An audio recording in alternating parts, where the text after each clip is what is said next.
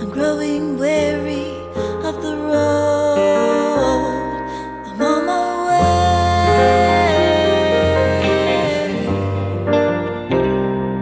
back to you.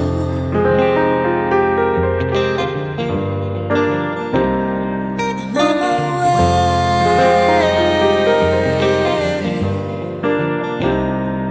back to you.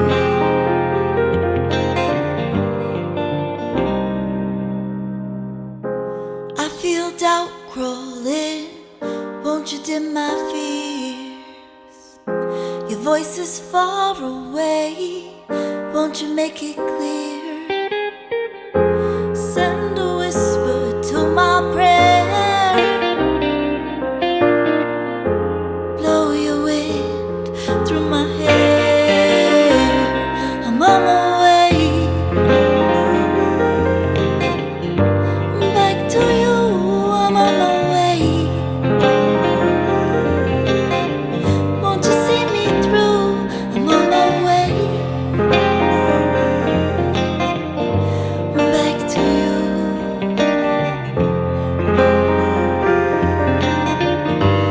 Back to you.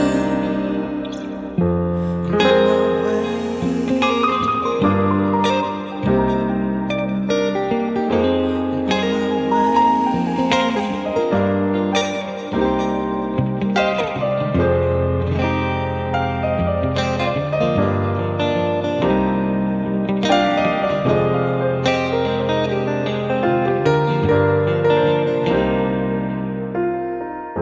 Send a sign that I'll decode. I'm growing weary of the road. I'm on my way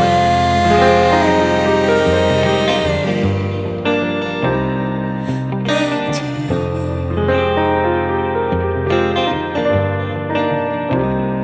I'm on my way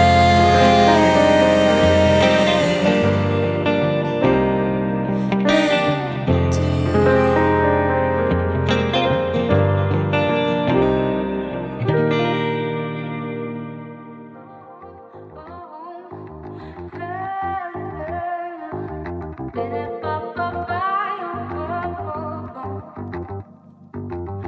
There was a time and a place where I didn't have a time or a place. It was all about the games that I played. When you'd ask me, I'd say always later and later. Do me a favor and go away.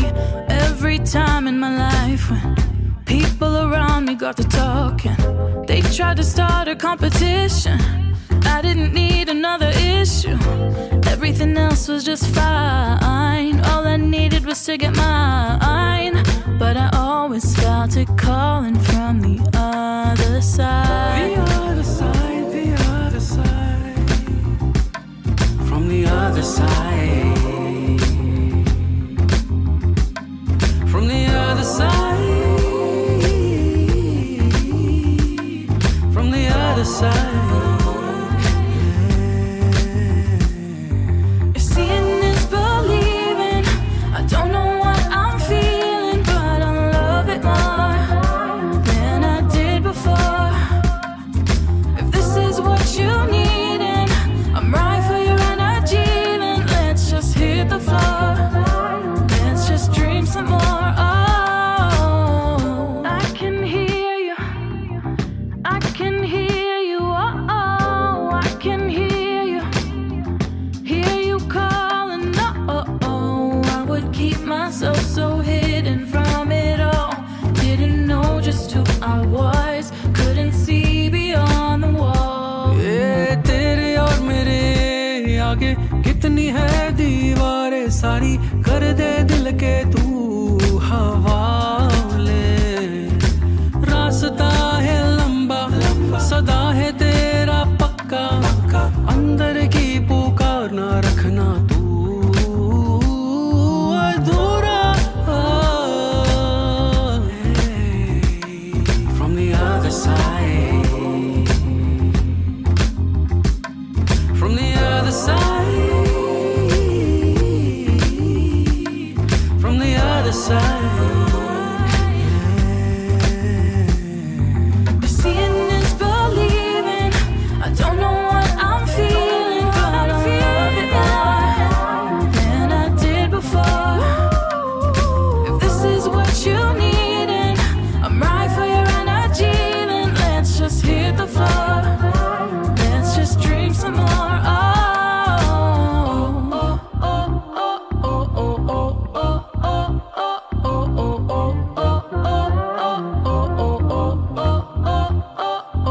Can you feel the changes? All the doubt is fading, no fear anymore.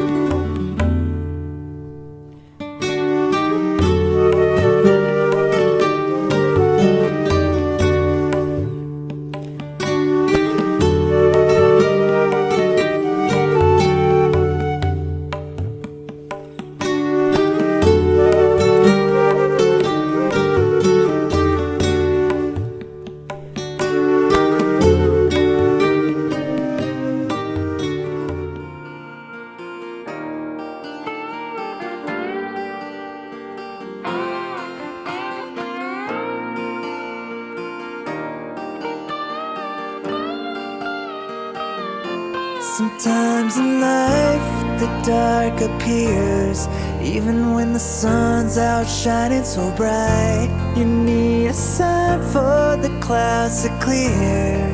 Just take a moment and search for the बारिश के light. बाद धूप है, अंधेरे के बाद सुबह, परवाने की चाह है, जलती रहे इस दिल की शम्मा।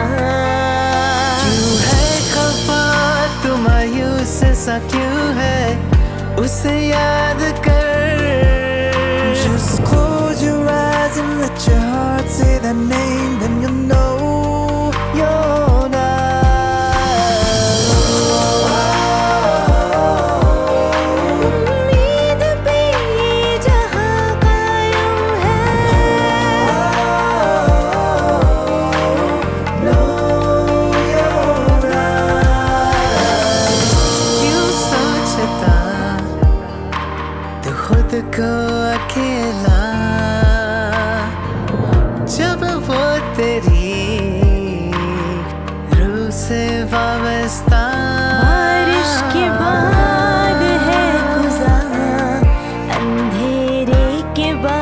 जाला With folded hands we will rise, rise above, come one day.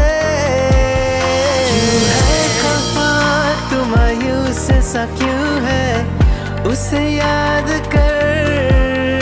Just close your eyes and let your heart say that name when you know you're not.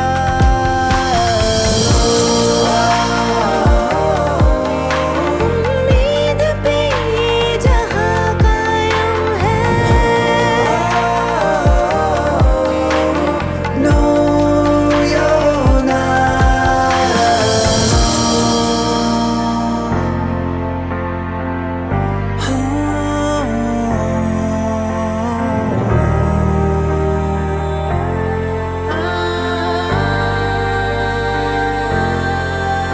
when you call his name with joy or in pain, he'll be by your side, your strength to survive. जब तू मेरा है क्या करेगा ये अंधेरा.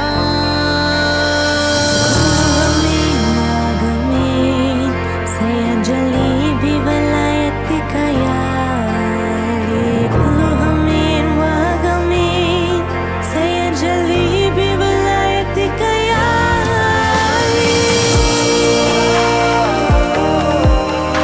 उम्मीद पे ये जहां कायम है. No, you're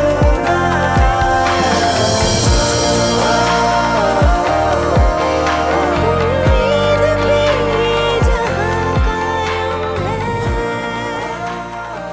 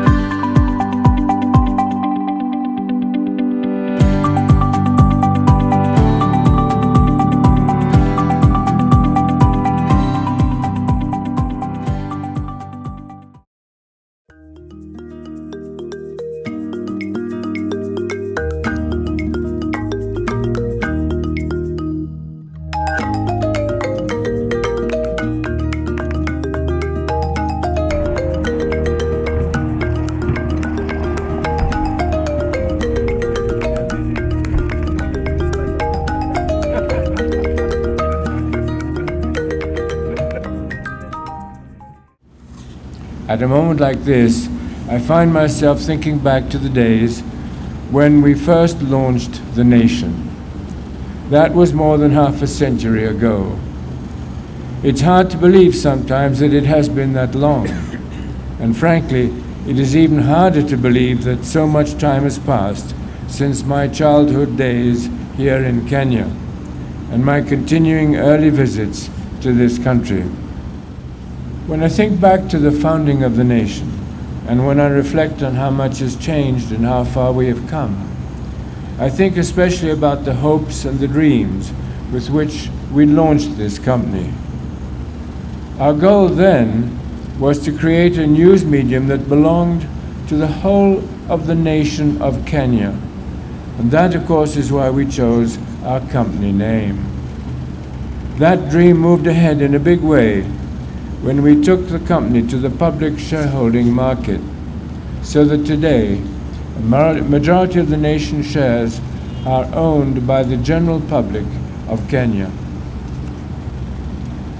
Our additional central goal at the time of our founding was to create a news medium that would be truly independent, a place where the public could find a voice it could trust, an objective and thoughtful voice, a voice that would tell people what the facts are as reliably as possible.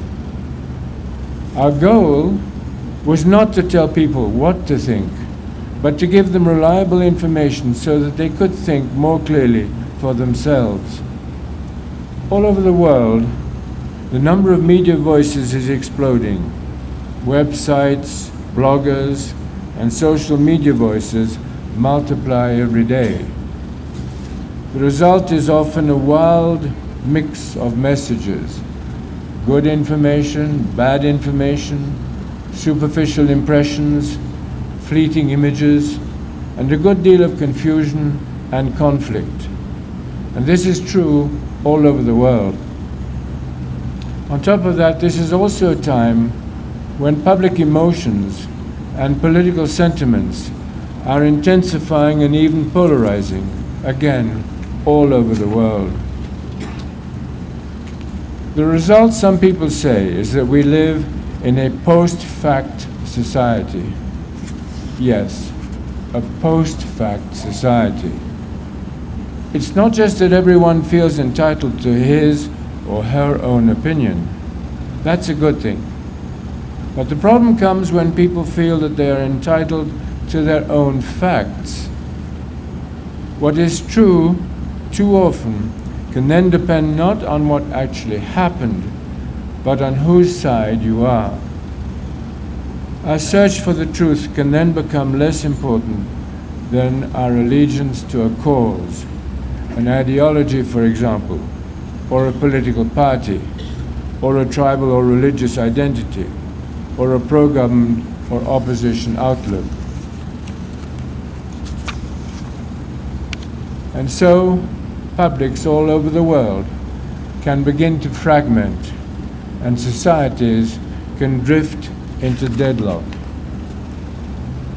In such a world, it is absolutely critical more than ever that the public should have somewhere to turn for reliable, balanced, objective, and accurate information, as best as it can be discovered. No one, including the Nation Media Group, will ever be able to do that perfectly, but it is critically important that all of us should try.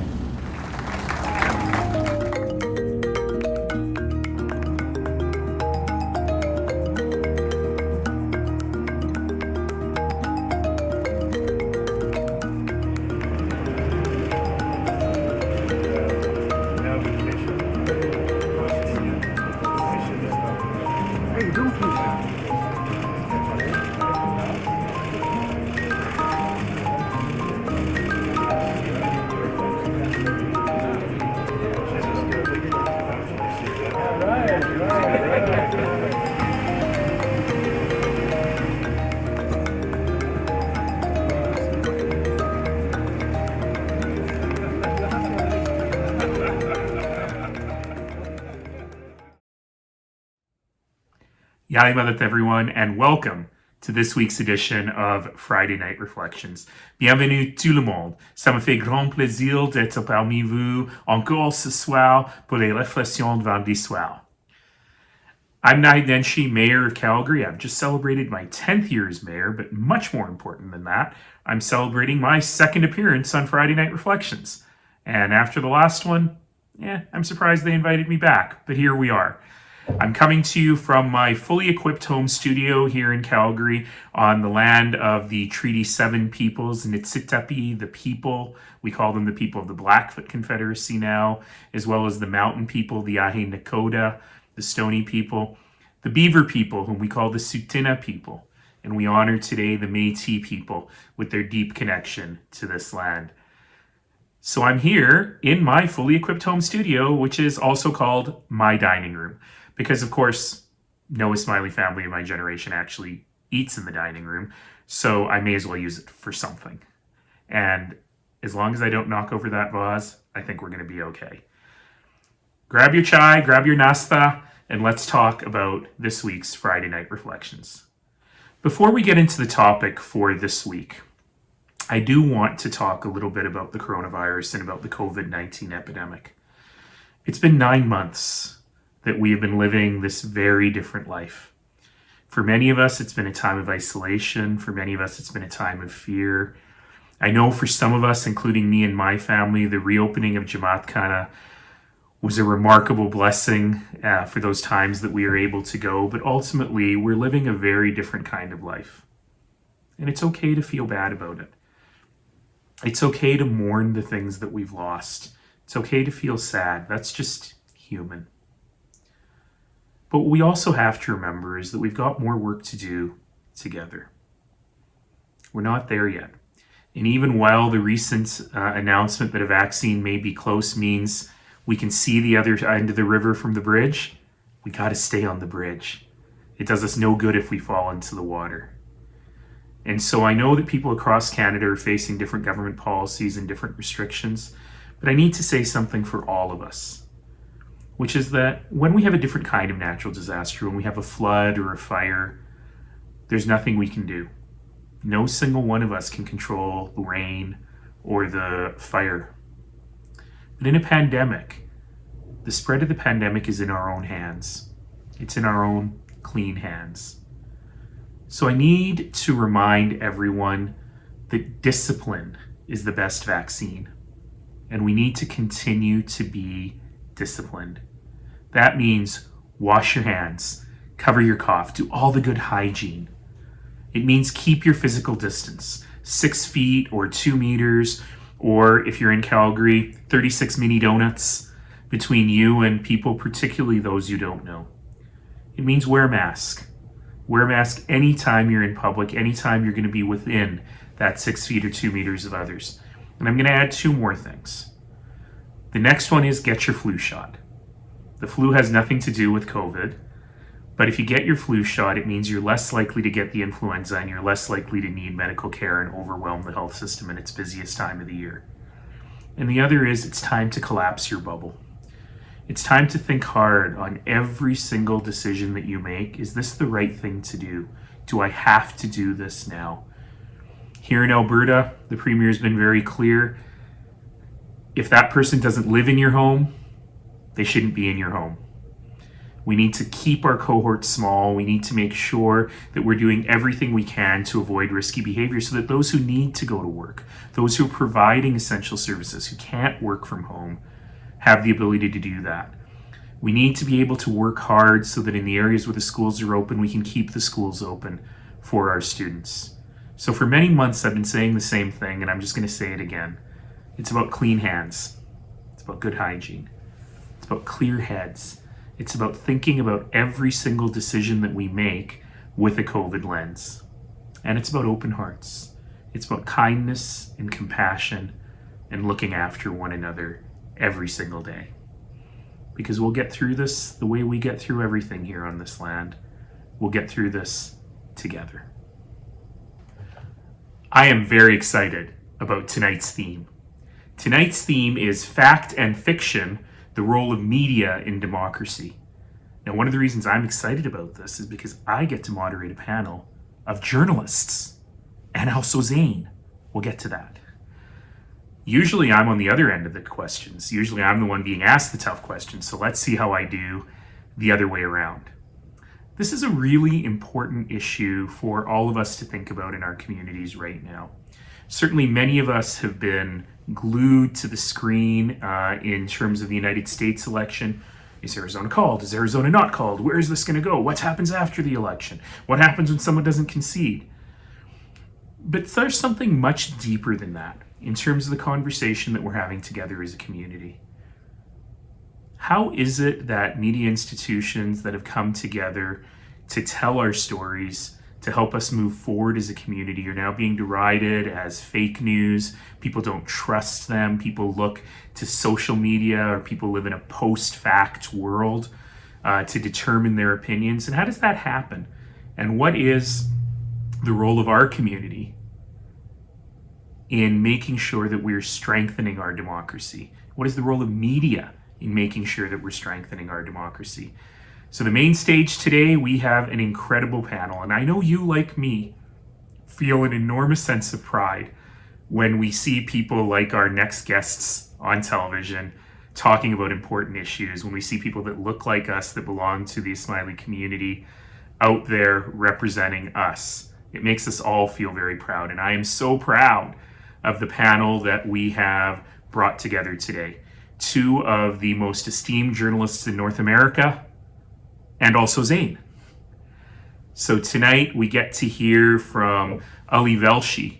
You know, Ali Velshi is a Canadian based in New York City. He has worked at CNN. He had his own show on Al Jazeera America. He started as a business reporter. And of course, since 2016, he's been one of the main anchors on MSNBC. And you'll have seen a lot of him lately. And he's got some harrowing stories about what it means to be a journalist in a time of fake news. We also have with us Farah Nasser. For those of you in Toronto, you know that Farah is one of the most trusted voices in local news in Toronto, is the anchor of Global News at 5:30 and 6. She's covered elections at every level. She moderated, this strikes me with fear, she moderated the only mayoral debate in the Toronto mayoral election in 2018. She's covered the Toronto van attack, the G20 summit, the Toronto 18 terror trials. She's a back-to-back winner of the RTNDA Sam Ross Award, and her reporting in particular on issues of diversity, inclusion, and racism has been extraordinary. So I'm so excited to have Ali and Farah with us today. We also have today, inexplicably, Zain Velji. We don't know why he's here. He's hosted Friday Night Reflections before. He's just kind of showed up. He's not a journalist, but you do see him on TV all the time. In all seriousness, Zain is an extraordinary community leader here in Calgary. I'm proud to call him a very good friend. Our friendship obviously is entirely based on making bad jokes about one another. He was a member of the Top 40 Under 40. Professionally, he's a partner at a strategy and marketing firm called Northweather that does extraordinary work for charities, nonprofits, causes, and advocacy. And if you're a podcast fan, you'll know that Zain is the host of one of the highest rated podcasts in Canada, The Strategists, as well as its spin-off where Canadians get to talk to Americans about their lives, called You, the People. And just this year, he was named the University of Alberta with the University of Alberta's Alumni Horizon Award. So with that, let's go to the panel. So thank you so much for joining us today. Two of North America's most prominent journalists in local, national, and international news, and also Zain, who I understand owns a television.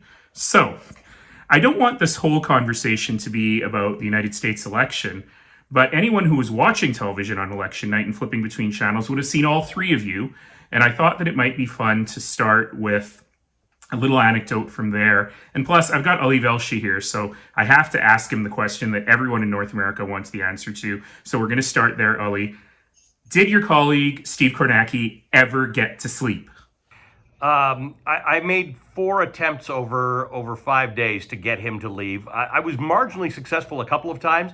I got him to leave. He didn't seem convinced that he was leaving. I think I stayed on TV for 2 or 2.5 hours, and he just came back, and he looked exactly the same. As you know, he wore the same clothes for several days. He's just retired his tie now, and it's all ripped up and damaged. But he slept, I think, 4 hours or 5 hours over 5 days.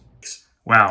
And I thought the rest of us were staying up late. Why don't I go to each of you, and we'll start with you, Ali. Just give us your favorite anecdote from that long, long election night, and tell us a good story. Go ahead, Ali. You're kidding me, right? There are no favorite anecdotes. This is an extension of a long nightmare for us.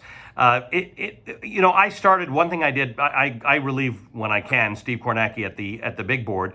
There are only a few of us who have trained on it, but I actually wanted to be out there. I've spent most of the last few months in different places in America, mostly in swing states, and I ended it up in Philadelphia. And we planned this months ago. Where would I finally be? Where would I be on the last weekend of the election? Where would I be on election night? And I was in the streets of Philadelphia.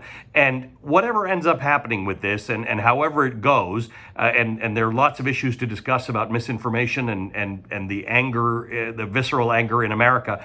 150 million people almost voted.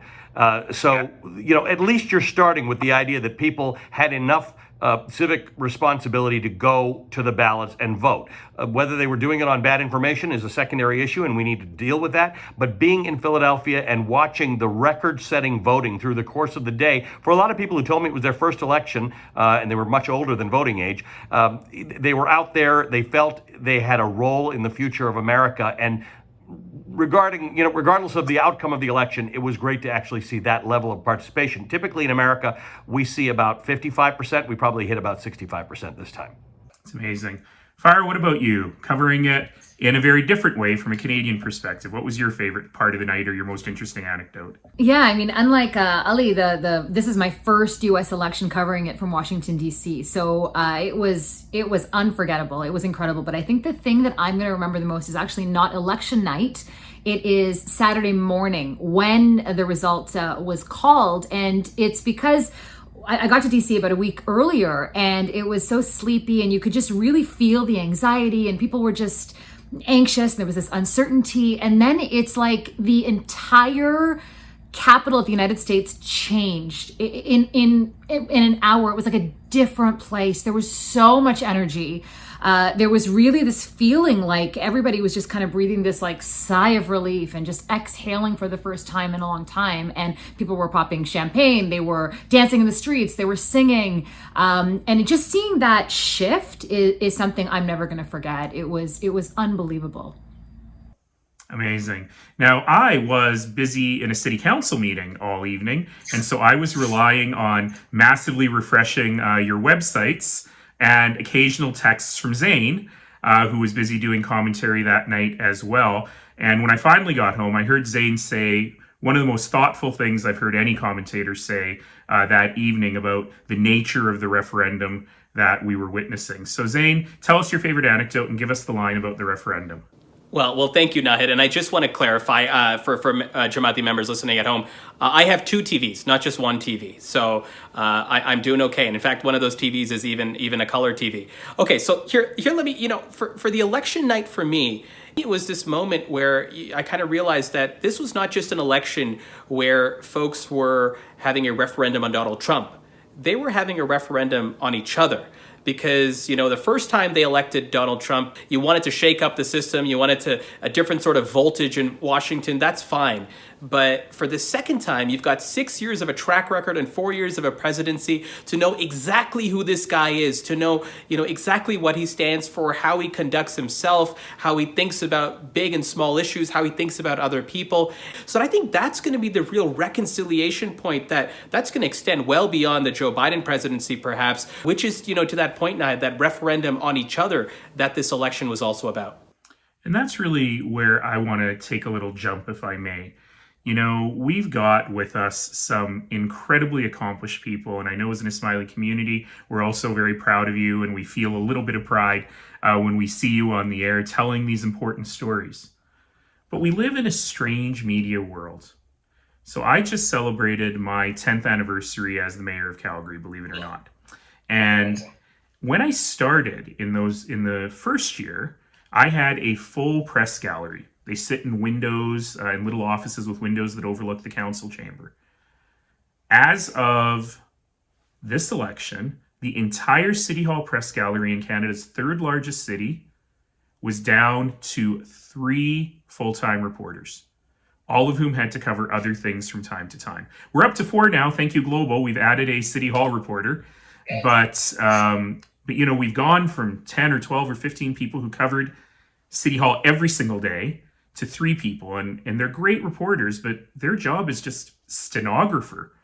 All they can do is say, and council voted on this and council voted on that. They don't have the time or the ability to get deep into the stories. So I'm wondering, and I'd love your perspective, and we'll start with Fire about this.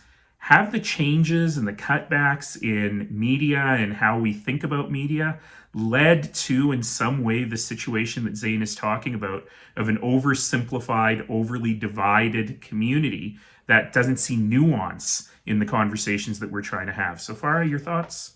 I'm really glad you brought that up because I think the idea of news deserts is real. There are areas now in this country that don't have coverage, that don't have any news coverage at all. So that, first of all, is problematic. We know what an important facet of democracy media is. I mean, and Walter Cronkite said it is democracy. So that in itself is really important. We've also at the same time noticed, Nahid, maybe you're answering questions at your press conference, but here in Ontario, you're on a phone line trying to get information from a politician and you're waiting on hold for several hours before you can even get an answer. And then you're not even really, it's not the same being in person to kind of hold people accountable and get that response. So I think that in itself is a really different way of covering the news, right, than we're used to. So I think that is one way that I think things have changed. We're doing a lot more with a lot less. News is lean, and there isn't the money that there was in it before. So that's why you're not seeing in the third largest city. It's not just COVID. It's just how things have changed, and that's a real shift in how we've seen the media previously. Now in the States, of course, it's a different story because it is so polarized. I was there, and for the first time, Ali, you'll be interested in this, I spent, however many days, all I was doing, because I couldn't go out and do too many reports. I did a few, but I just sat there and I just flipped between Fox, between CNN, between LA and MSNBC, and it felt like there was two different worlds. It felt like this was a country, but there was two countries in this one country. Right. And I think that's what's led to a lot of this. I think that the news also should bear some responsibility for the way things are right now. It really is a chicken and an egg situation. Where did it start and where do we go from here? Ali, you've spoken a lot about this. I encourage people to seek out your 2017 TEDx talk. But give us a synopsis of your thoughts on the media and its role in this divided. Well, I think there are two issues. One is, the tagline on the Washington Post says democracy dies in darkness. And what you described at Calgary City Council is it getting darker. The lights are getting, they're not as bright on you. And that's when things can start to go wrong. We have in the United States this problem in multiples. We have a lot of local, not just news deserts. We have places where people think they've got local news because there's still a local newspaper or a local newscast, but it's not from their city. It's not from their town. It's all aggregated information from these news conglomerates. So when I said that we had a 55% average turnout for presidential elections, that's presidential elections. If they're only state elections or House of Representative elections, the turnout is lower. If it's local elections, the turnout is yet lower. And yet that's where everything matters. So what we've done is we've it used to be that people would be in local government and then they would go to other parts of government, but they had the experience of dealing with people who needed their crime dealt with and their ambulances and their garbage and stuff like that. And you would have robust policy discussions around that, or education. Well, now we don't have robust policy discussions around policy issues. If you followed American media for the last 4 years, it is very high level stuff that doesn't necessarily affect individuals. And then suddenly you have something like George Floyd or the police brutality issues that we faced in the last 6 months. And that becomes very real to people. Then it's about policing and then it's about local stuff. But you realize, as we did with Ferguson, Missouri 6 years ago, that 2/3 of the population of Ferguson was African American, but there was only one member of the 5-member city council and only one African American police officer, because people don't pay attention to what's going on locally. And part of that is because we don't cover what's going on locally. So unless you're kind of nerdy and into local politics, you don't follow that stuff. And you're in the 3rd largest city in Canada. So imagine what happens in littler towns, which America is made of. So I think there are two issues. We don't have the commitment to news on that level. We don't have a commitment to policy discussions on that level. And then the things that Farah talks about, in that this is not the world's most lucrative thing for a lot of people to get into. So, it just becomes easier to sit at your desk. And so many journalists now are just desk jockeys, right? They've got a computer, they sit where they are, and they churn out stories, much of which is opinion or based on some phone calls. It is the dimming of the lights on democracy. And I think we have to take it very seriously. Oh, I think it's absolutely clear that the erosion of local is turning people to more national and international tribes, right? So, when we see, and you and I have experienced this, right, in the political trenches, when we don't have local journalists covering the day-to-day beat, what ends up happening in many cases is that opinion starts driving narrative. Opinion pieces literally drove narratives, and that's fine. There's nothing wrong with opinion pieces, but the fact is that when you don't have journalists kind of covering the day-to-day beat of what's going on, you can have certain narratives that start taking fold. Then you start compounding that when people don't have a local news node to access, they try to find their tribe somewhere else. They try to find it through social. They try to find it online. And they try to find that tribe that is not necessarily about seeking new information. It's about satiating the worldview that they already have. And this is where we get into the complicated, factors of social media, which in 2008 was really nice and rosy to kind of, put out your information, have conversations with. Well, let's be clear, in the 2020 environment, it's behavioral modification. And that's what we're ultimately finding, is that people start getting into narrower and narrower silos, which increase the fractures more and more that present themselves. So the ripple effects, or the butterfly effects of not having local, which then gets driven by narrative, which then tries to get you to find more of that particular narrative online and then find a tribe, is the path we've seen millions upon millions of people go down, which is potentially one of the hypotheses of the political fracturing we've seen on both sides of our collective borders. So Farah, you've come from local. You are one of the most trusted faces of local news in your city in Toronto. Talk about that. Talk about local and telling the stories that matter to us on the ground in our communities.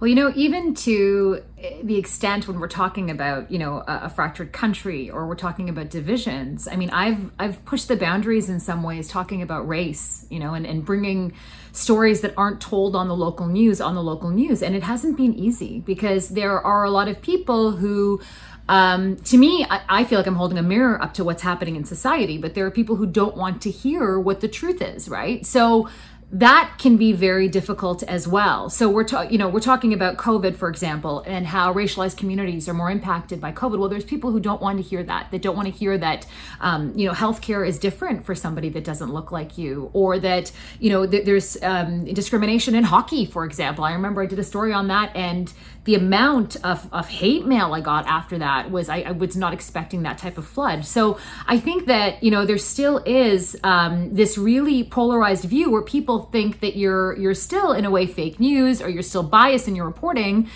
when really you're just showing people what's out there that maybe it wasn't shown before. So it's difficult. I mean, I'll get 3 messages in the day on the same story. One will say, you're a left-wing hack, and one will say your right wing is showing, and one will call me fake news. So, and it's not just me. I mean, this happens to everybody. I can't even imagine what Ali goes through. So it's a very challenging time to do this job, especially when a certain someone has made a journalist, public enemy number one. I want to come back to the issue of fake news, and I don't really mean fake news, but I mean the branding of fake news. But I don't want to leave this issue of racism. As people of color who've aspired to the top of your positions, who are there on our televisions, I think you have a unique perspective on this. But in the midst of the George Floyd stuff in the summer, in the midst of the Black Lives Matter movement, I had 2 fascinating conversations. They were each over an hour and a half long, with the publisher of the local newspaper and with the managing editor of one of the local news stations. And the conversations were about casual racism, or institutional racism, if you prefer, in how we tell our stories. So for Remembrance Day, for example, on the CBC, there was a story about a U.S. war veteran who was doing a nice thing, cycling to all the war monuments in Calgary on Remembrance Day. And in the very first line, they said, "A proud Sikh and a soldier."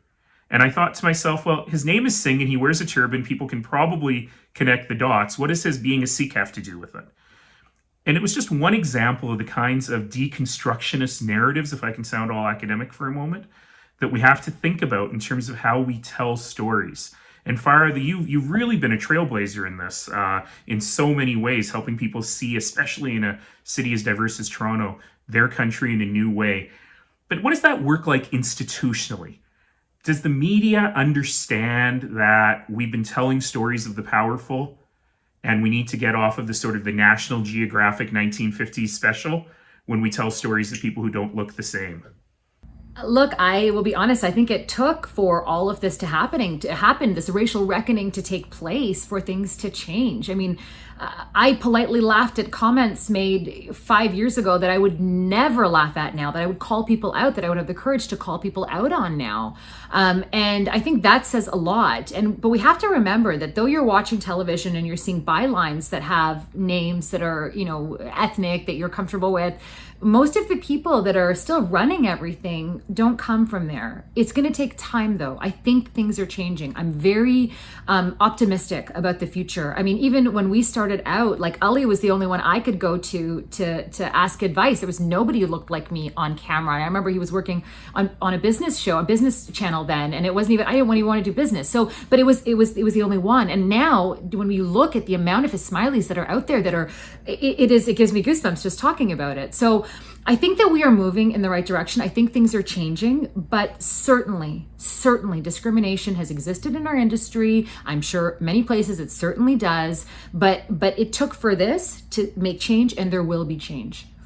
Oh, I want to go so deep on this question. I want to talk about accents, and I want to talk about the voices that we value and that we don't value.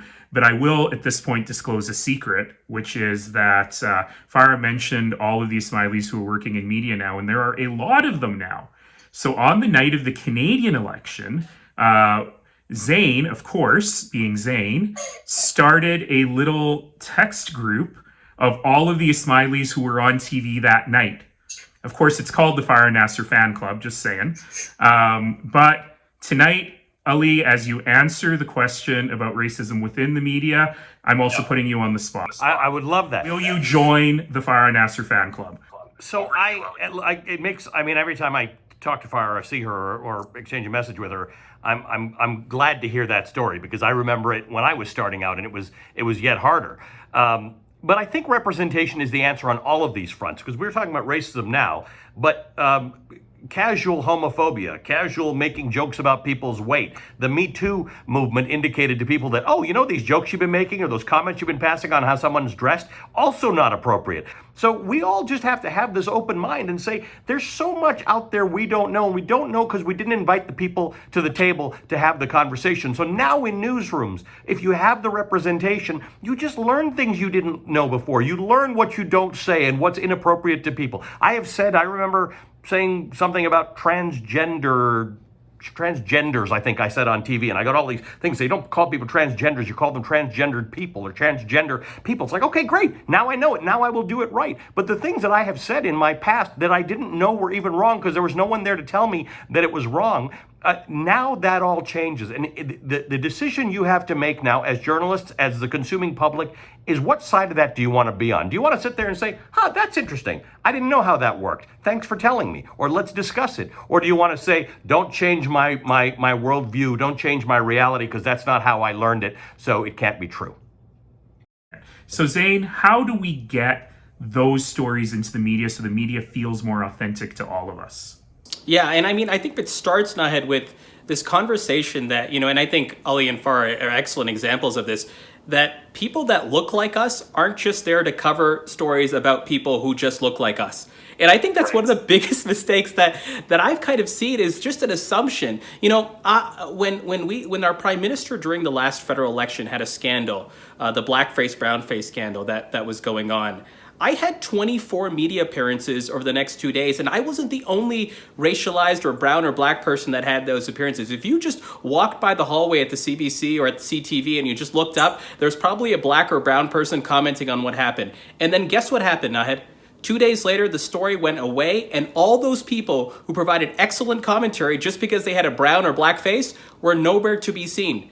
They were excellent at providing commentary on so many things. They were educated professors. They had lived experience. They had, so much texture and depth. But guess what? They were only brought in to comment because guess what? The face of that guy matched the face of you. And I think, there is a real sort of opportunity here to do that. Per Farah's point of saying, how do we get more and more people, not just at the table, but controlling the decisions of the agenda that gets put on that table. Thank you so much for that. I want to make sure that we get into another conversation here. And that really is that when you think back and you think of Walter Cronkite, as Farah has alluded to, or Lloyd Robertson, or Peter Mansbridge, notice these are all white men I'm talking about, but my point is that these were, okay, Barbara Walters, we'll throw a white woman in there. These are trusted voices, right? These are the voices that people turned to when they needed to know the truth. And now we live in a world where, frankly, I am scared for Farah and Ali when they're out on the street covering something, because I don't know what people are going to say. They're going to talk about the fake news. First of all, I'd like a personal perspective on how does that make you feel as a journalist, as someone who's engaged in this work, whose passion is to tell these stories. But second of all, how did we get here? And how do we restore trust in our institutions, but particularly in the media? Because I, for one, believe you can't have a healthy democracy without trust and faith in media. So Farah, I'll go to you first. You know, I wrote a lot of notes on this because I think we all have a role to play here. So for government, I think it's supporting media. So as we've seen, we talked about this news deserts concept, the idea that, you know, some of these media organizations, they need some help in certain areas. As you mentioned, I mean, it's a part of a healthy democracy. It benefits all of us. So that's a big thing. Citizens, get perspective. Learn from other people. Watch perspectives that are not your own. I mean, I spend most of my time in the United States actually watching Fox News to try to understand how people feel, a perspective that we don't normally get in Canada. And also, we need to educate our kids. Media literacy is so important. We need to teach our kids what fake news is, what misinformation is. And as journalists, we need to do a better idea. And this is for the next generation, but also for our viewers, to really teach them what the difference is between a pundit, between a journalist, between a commentator, because these are key differences. When you're watching the news and you're watching CNN late at night or you're watching it during the day, it's very different. And I think people don't really understand that. I think that's been lost on a lot of people. Just like when you're flipping the newspaper and you see the editorial. I don't know if the general public, and especially our youngsters, if they really understand what the difference is. And I think it is so important to point that out. And I think it's also news organizations, we have to go back to our core values. I mean, our core values, this idea of, you know, transparency, integrity, these best practices that we grew up with, because I think in some cases we've gone away from that. And so I think there's really, again, a role to play for everybody. And there's a lot of work to do. Ali, I've read everywhere that you do fake news. Tell me about fake news. Well, it became a real problem because in May, you know, I was in Minneapolis covering the George Floyd protests, and at one point I was, you know, I got gassed a few times. I actually travel now with a kit that has a bulletproof vest, a mask, and a helmet, which I've never used in the United States before. I used to use that when I traveled overseas. I now have that for the United States. We got gassed a few times, and then at one point the police broke into a crowd that was marching. It was a completely peaceful march. I had been covering it for a few hours, and they gassed everybody, and we had masks, so most of the people left, and we were now at the front of the line, and I got shot by a rubber bullet. Now, I don't know what happened that night. I'm not really clear on it, and one day we'll have time to have a proper investigation. We were very clearly media, and we got shot. Then we retreated, and we came to another intersection where there were no people anymore because all the civilians had left because they were gassing everybody. So we were walking now, trying to get out. And we actually put our hands up and said, we're media. And the police said, we don't care, and they fired again. Nobody got hit that time because they're just bad shots. So, you know, far as talking about government support, I'd take not government antagonism at this point. It's unsafe. Now, I mean, I've done nothing but travel for the last 3 or 4 months. And we have travel security. We get threats. This is, as far as I said, when she met me, I was a business reporter, man. I did the stock market. What's with the threats? Nobody signed up for this stuff. We tell our stories, but when people say, and there's lots of valid criticism of why we are not trusted by people and why people don't see their stories reflected. But when you go down that line and you suggest that our job is to bear witness, to tell you things are happening, and then to hold power to account.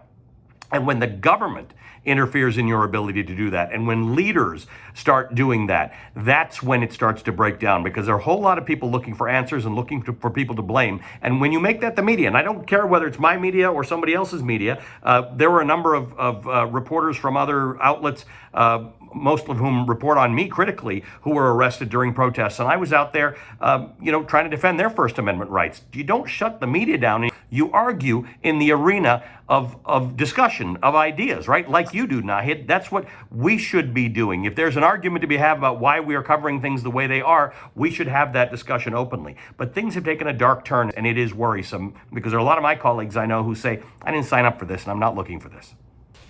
Thank you for sharing that story, Ellie.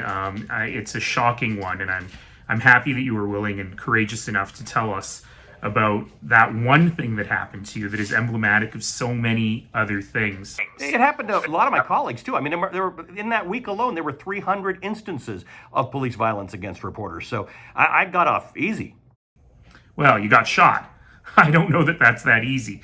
But, I think that, Zane, I want you to touch on one thing, because then I want to go to a little news you can use in terms of what we need to do to strengthen our media and our democratic institutions. But Zane, I'm going to ask you a very basic question, which is, what's the role of media in strengthening our institutions, and particularly in strengthening our democracy?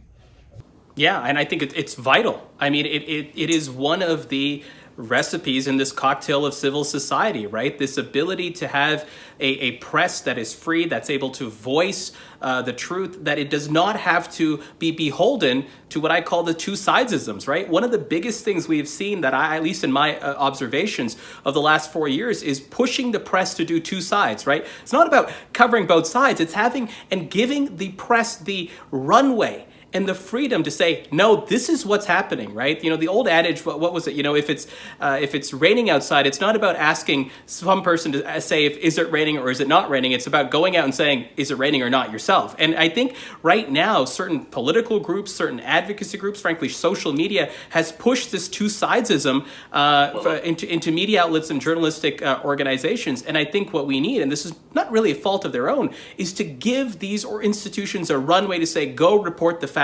As long as it's true, the wind and the people and the safeguards and the rail guards we've built into our system are behind you to do that. So I think that's the main source, because, to Ali's point, and which is also like that Washington Post tagline that democracy dies in darkness. Really, if we have a press that is just there to report on both sides and let you make up your mind, so to speak, as has been the MO for various news organizations, then outright we are failing the civil society and the healthy discourse and the outright reporting of facts that we need to sustain a strong and robust civil society. The problem is, I feel like this other side is, I get that you can't report when there's horrible things happening. You can't report two sides. There aren't two sides. There's right and wrong in a way, right? There's one side when we're talking about race, inequality. But when I'm watching, correspondents or people like almost ridiculing the other side, I don't know what purpose that serves. I think if it's based on facts and evidence, that's one thing. But we are so divided right now. There needs to be a way to tell the stories that bring people together. Those beautiful moments where you hear that, somebody who's, a gun advocate is hugging somebody who's from Black Lives Matter. There has to be ways to tell those stories and bring people together. Because again, and when I was watching cable news, it was making fun of that other side. When Hillary Clinton called a bunch of blue collar workers deplorables and then lost the election, there was a reason. You alienate people, and that's not what we need right now. Ali, you've got a very unique perspective on this, given the variety of different media outlets you've worked in, and you find yourself now, of course, at MSNBC, which has a particular point of view, shall we say, or worldview. How do we reconcile these things? How do we reconcile the need to be fair and just in our reporting and our storytelling with the need to really call out bad things when they happen? So I think there's a bit of each of Farah and Zane's views on this that I think have to combine to make sense. To Zane's point, we need freedom to tell the stories as they are, and that comes from resources. The only way you bear witness is if you can actually fly someone to the border and look at those cages and tell you what's actually going on and interview people and follow their stories and do all that kind of stuff. And if you're just doing stuff from your desk and your computer, that's not going to get told.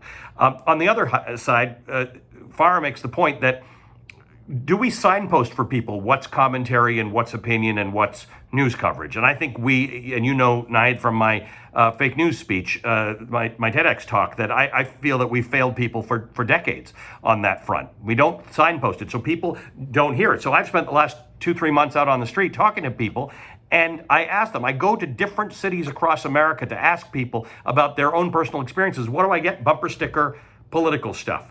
I'm hearing from somebody on the streets of Kenosha, not about what happened in Kenosha last week that upset them, but I'm hearing something that Donald Trump said about it. I'm at the border wall in Arizona talking to locals, and I'm hearing politicized polemic. And that's what the problem is, that the combination of not having local news, the idea that people don't form their own opinions on what happens around them, but they fall into these support groups on social media and in cable news, all contributes to the idea that if I take the runway that Zane says I deserve, which I will take every night, I take it, and I lose half the viewers who don't want to share that, who want their warm milk. They will go somewhere else, and they do go somewhere else. And I struggle with that. I wonder about that a lot. I'm 30 years into this career, and I wonder how we fix it, and I worry about what I've done to spoil it. You know, folks, I'm going to reveal a Friday Night Reflections production secret right now, which is we are filming this in a tight window of time when Farah has just come off the air, and when Ali is about to go on the air. So we don't have a ton of time, though. I think this could go on all night. This is amazing. My heart is racing with the intellectual things that are happening in this panel right now. But let's end on some news you can use, if you like, which is I'm going to ask each of you in turn, starting with Farah. What do we as citizens do? How can we as citizens build our communities and our democracy? And how can the media play a role in that? But what can we do to support that kind of media that is community building? We'll start with Farah. I think with citizenry, it comes down to listening to the other perspective. It's going to be uncomfortable. It's not what you're going to want to hear. You're going to want to yell at the TV, but you need to know that this is how people feel. Why do they feel isolated? Why do they not want to wear masks because of COVID? Maybe they're worried about their business. Maybe they don't want to think it exists because they're losing money and they're bankrupt. Like there's always other reasons why people feel the way that they do. And I think it's important for all of us to really have empathy and understand. We are not going to agree with it, but it's important to understand where things come from. So that's one area. And I think, I'm a mom, I have 2 little kids. I think it is so crucial that we really educate this next generation. I'm very passionate about this idea of media literacy and explaining to them how things work. And as you're watching, point that out to your teenage kids about who this person's giving their opinion. This is facts. What the difference is between those two. I've already started teaching my 7-year-old about the difference between fact and opinion.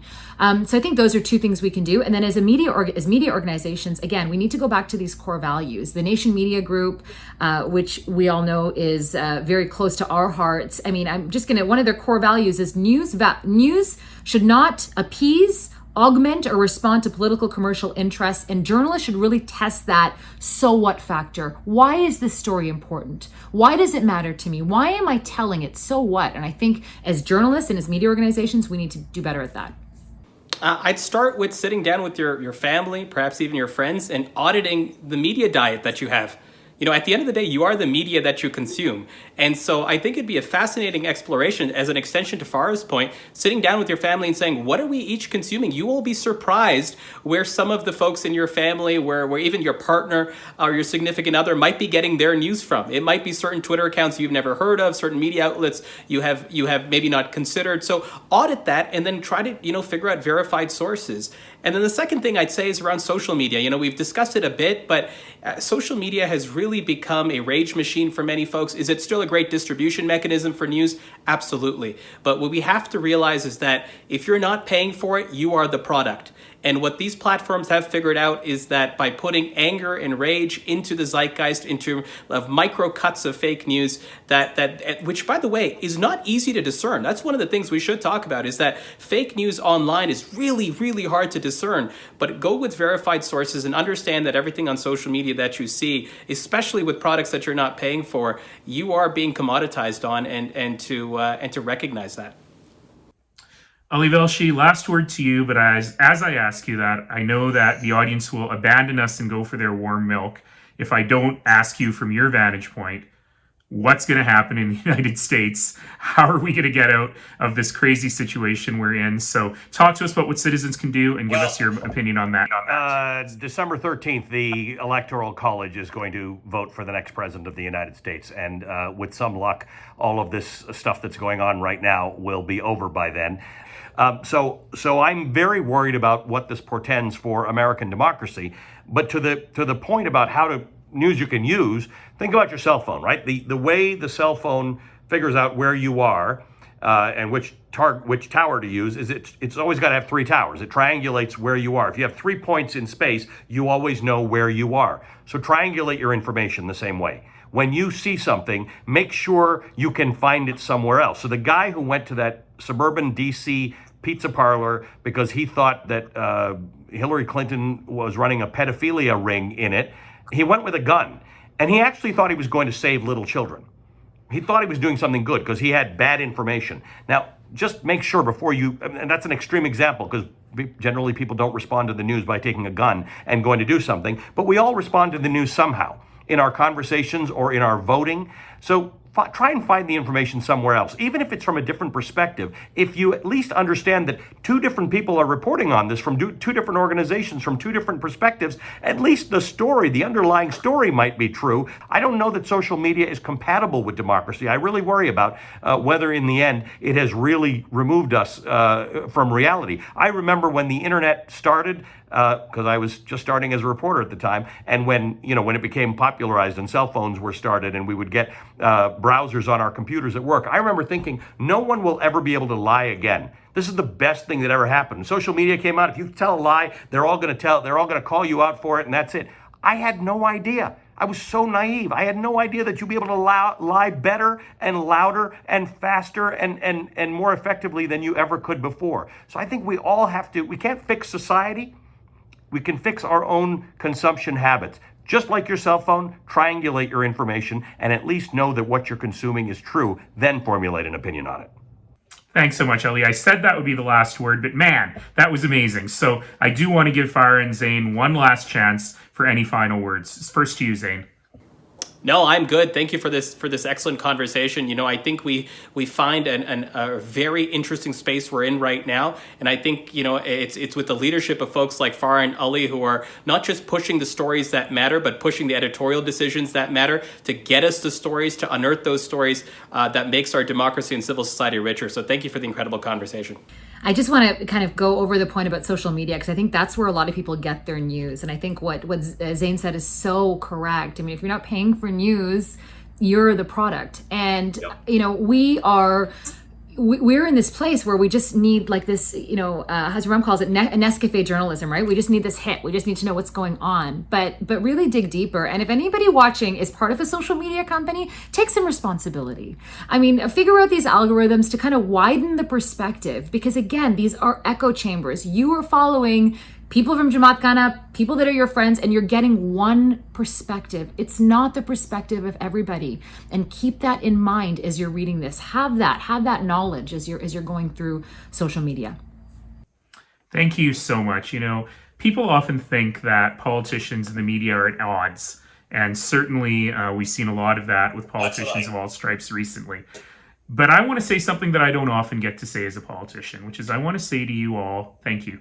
Thank you for the work you do. Thank you for shining a light in a very dark and cold world sometimes, and for continuing to tell the stories that connect people to their communities, because ultimately that is what builds us together as a community. So Farah Nasser, Ali Velshi, Zain Velji, thank you so much for spending your time today. Thank you for giving people who thought they were going to have a nice quiet reflection with their chai and naan khatai a huge amount of things to think about, and thank you for the work you do every single day.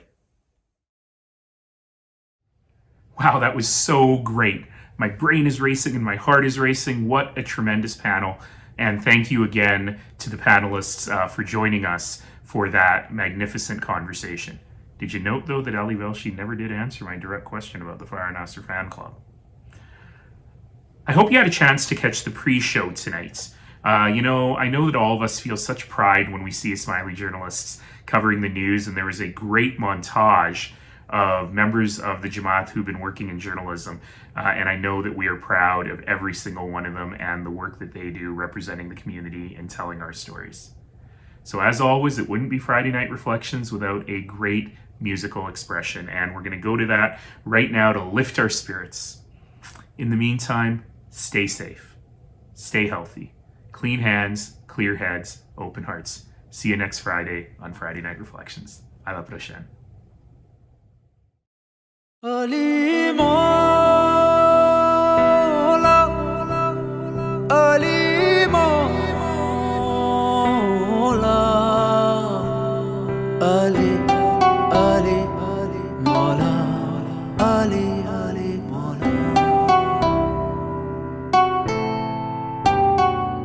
मैं विरद करूं दम अली अली, हर सांस करूं बस अली अली, तू ही मुर्शिद मेरा अली अली, बस अली अली अली अली अली अली।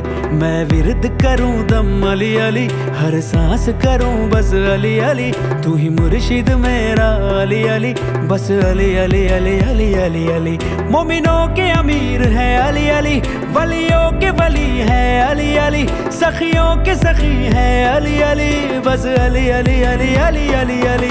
मैं विरद करूं दम अली अली, हर सांस करूं बस अली अली, तू ही मुर्शिद मेरा अली अली, बस अली अली अली अली अली अली। मैं विरद करूं दम अली अली, हर सांस करूं बस अली अली, तू ही मुर्शिद मेरा अली अली, बस अली अली अली अली अली अली।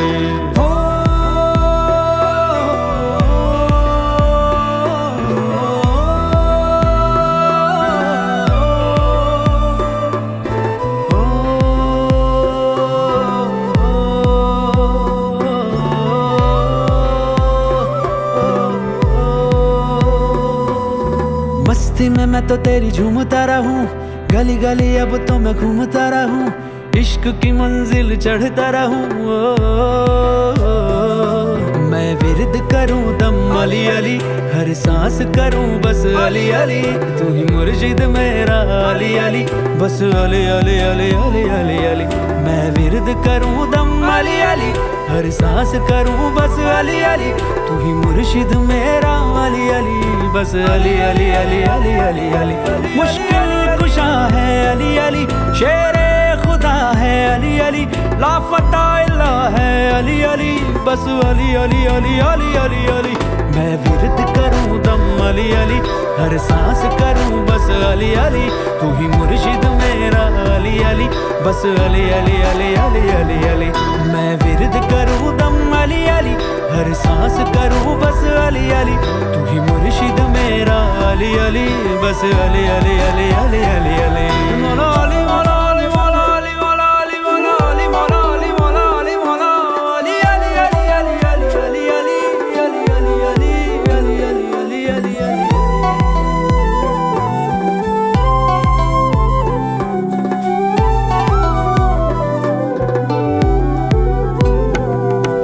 शाहे मर्दा तू ही, शेरे यज़दा तू ही क़ुव्वते परवरदिगार, दीन का वली बस तू ही, नबी का वज़ी बस तू ही है मेरे आका मौलाए कायनात। मैं विरद करूं दम अली अली, हर सांस करूं बस अली अली, तू ही मुर्शिद मेरा अली अली, बस अली अली अली अली अली अली।